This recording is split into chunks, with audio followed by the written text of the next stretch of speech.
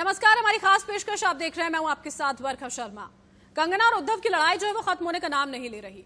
किसी का बुलडोजर चला तो किसी की जुबान चल रही है, लेकिन ये सिर्फ झांकी है, क्योंकि असली लड़ाई अभी बाकी है। क्योंकि जिस अंदाज में कंगना उद्धव को ललकार रही हैं और जिस तेवर में उद्धव के बहाने सोनिया गांधी पर निशाना साध रही हैं, उसे देखकर तो यही लगता है कि मामला पूरी तरह सियासी होने वाला है। लेकिन सवाल यह है कि कंगना किसके बलबूते ये जंग लड़ रही हैं।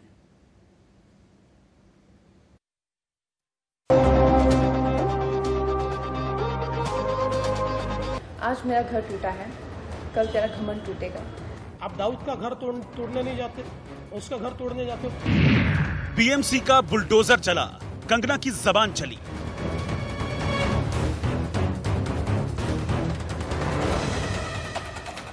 कंगना का घर तोड़ा तो दाऊद का घर क्यों छोड़ा?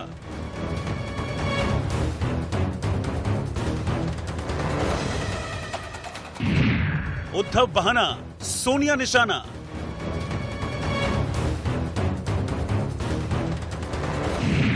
ये सिर्फ झांकी है।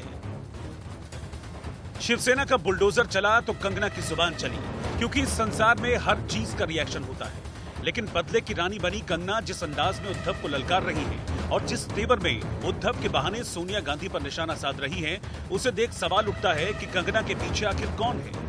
वहीं इसी बीच में अगर बात की जाए कि कंगना रनौत के आखिर कंधों पर बंदूक रखकर कौन चला रहा है, क्योंकि लगातार भले ही कंगना ने अपनी बातों को सभी के सामने रखा हो, लेकिन कभी भी वो किसी भी प्रशासन के खिलाफ इतनी तीखी और तेजी से आगे नहीं बढ़ी हैं। हाल ही में उद्धव ठाकरे को लेकर भी उन्होंने कई सारी तीखी टिप्पणियां की थी। तो सवाल ये उठता है कि आखिर कंगना के पीछे कौन है, आखिर कंगना का सपोर्ट सिस्टम कौन है, और आखिर वो कौन है जो कंगना के कंधे पर बंदूक रख के महाराष्ट्र प्रशासन को, महाराष्ट्र सरकार और बीएमसी को ताक पर रख रहा है। आने वाला वक्त ये जरूर बताएगा कि आखिर कंगना के साथ कौन है, कंगना किसके सपोर्ट से इतना खुलकर देश भर की आवाम का सपोर्ट लेते हुए आगे बढ़ रही हैं। किसने पंगा गर्ल के हौसलों में पंख लगा दिए और उनके इरादों को इतना लोहा दे दिया है कि वो सीधे सोनिया गांधी का नाम ले रही है।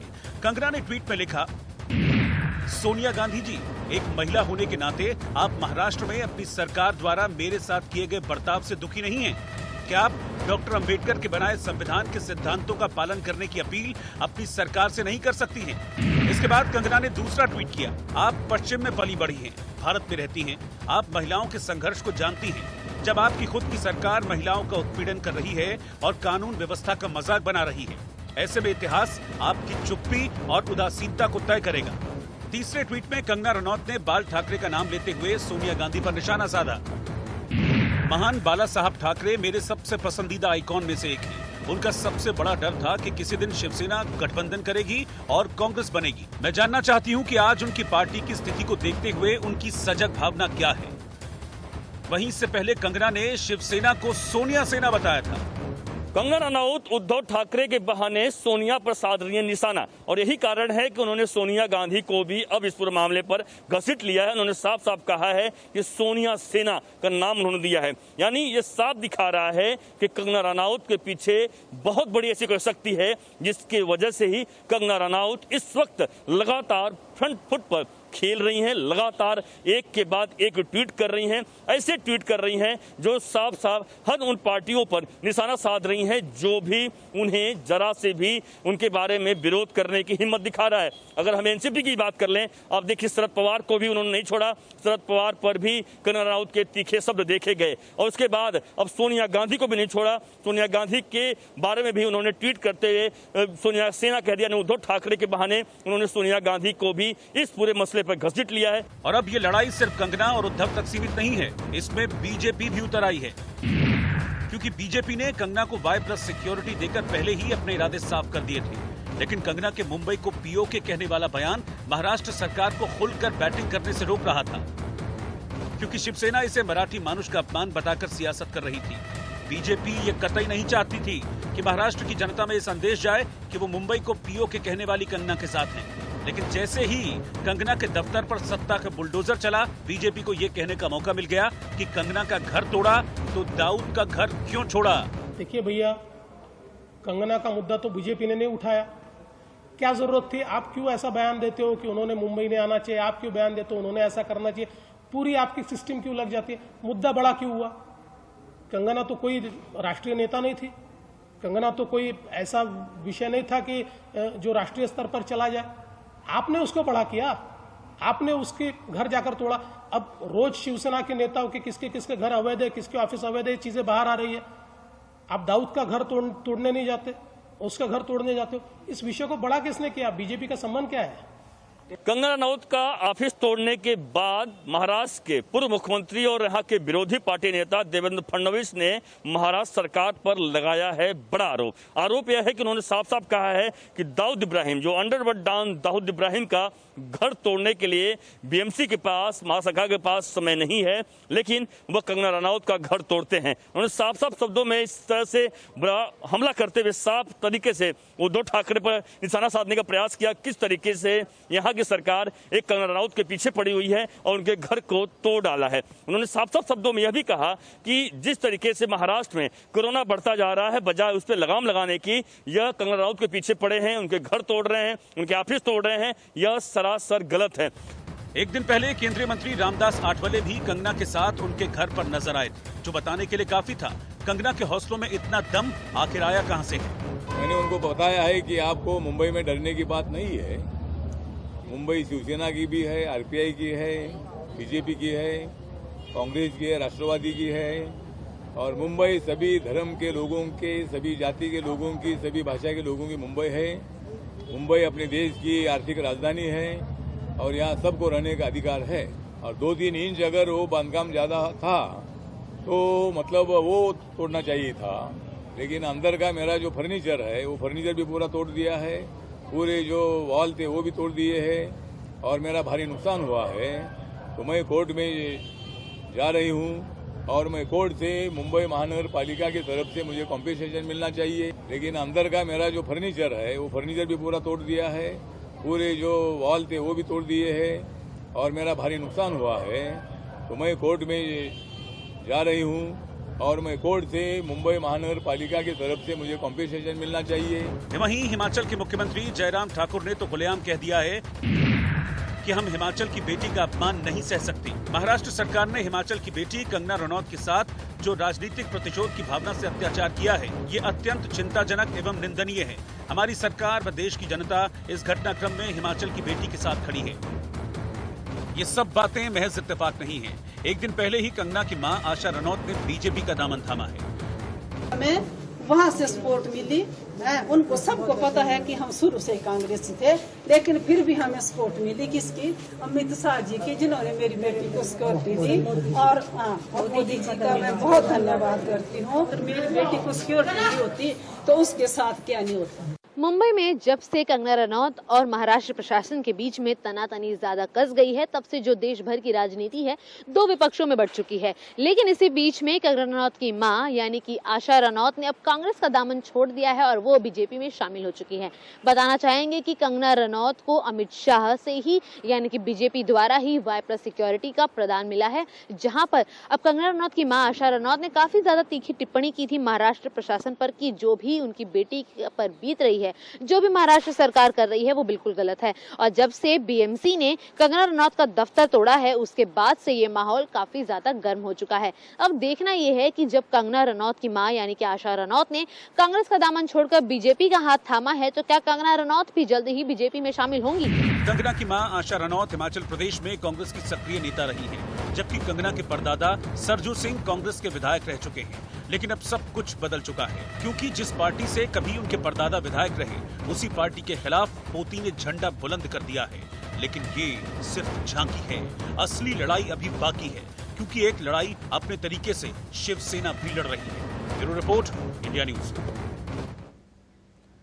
तो कंगना और उद्धव की इस लड़ाई में आखिर फायदा किसका हो रहा है? क्या कंगना से पंगा लेकर शिवसेना फंस गई है? क्योंकि कंगना के दफ्तर पर बीएमसी के बुलडोजर की हर तरफ आलोचना हो रही है। लोगों को यह लगता है कि शिवसेना ने बदले की भावना से कंगना का दफ्तर तोड़वाया, लेकिन कई लोगों को यह भी लगता है कि शिवसेना जानबूझकर कंगना से पंगा ले रही है, क्योंकि उसे सियासी फायदा इसमें नजर आता है। कंगना की निजी लड़ाई में बड़े सियासी पेच हैं, आपको इस रिपोर्ट में हम दिखाते हैं।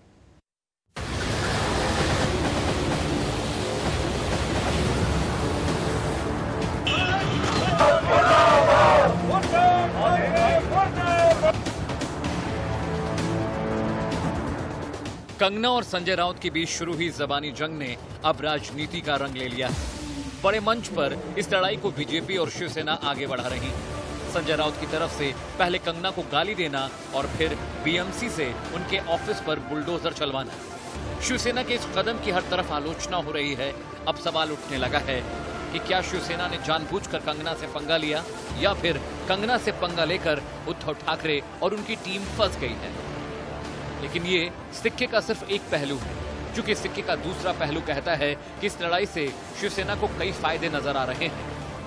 कंगना रनौत और महाराष्ट्र सरकार के बीच तकरार लगातार बढ़ती जा रही है। महाराष्ट्र सरकार ने अपनी पूरी तरीके से बड़ी कार्रवाई करते हुए कंगना रनौत के खिलाफ ड्रग मामले में जांच के आदेश दे दिए हैं। यह जांच के आदेश मुंबई के पुलिस कमिश्नर को सौंप दिए गए हैं और साफ साफ कहा गया है कि इस पूरे मामले पर जल्द से जल्द जांच शुरू की जाए। अब पूरे मामले पर मुंबई की क्राइम ब्रांच कंगना रनौत वाले मामले पर जांच पड़ताल कर सकती है या फिर मुंबई की जो नारकोटिक्स टीम है वह भी इस पूरे मामले पर जांच पड़ताल कर सकती है। हालांकि इस पूरे मामले पर मुंबई पुलिस कमिश्नर को फैसला करना कि जांच कौन करेगा, लेकिन यह साफ हो चुका है कि जिस तरीके से तमाम डॉक्यूमेंट्स जो महाराष्ट्र सरकार ने मुंबई पुलिस को सौंपे हैं उससे साफ साफ कहा गया है कि ड्रग वाले मामले पे कंगना रनौत का जांच हो। आपको बता दें कि 2016 में जब अध्ययन सुमन ने, शिखर सुमन के बेटे ने एक इंटरव्यू के जरिए साफ साफ कहा था कंगना रनौत के ड्रग के बारे में, उसी बात को लेकर महाराष्ट्र सरकार अब पूरी तरीके से आक्रामक हो गई है।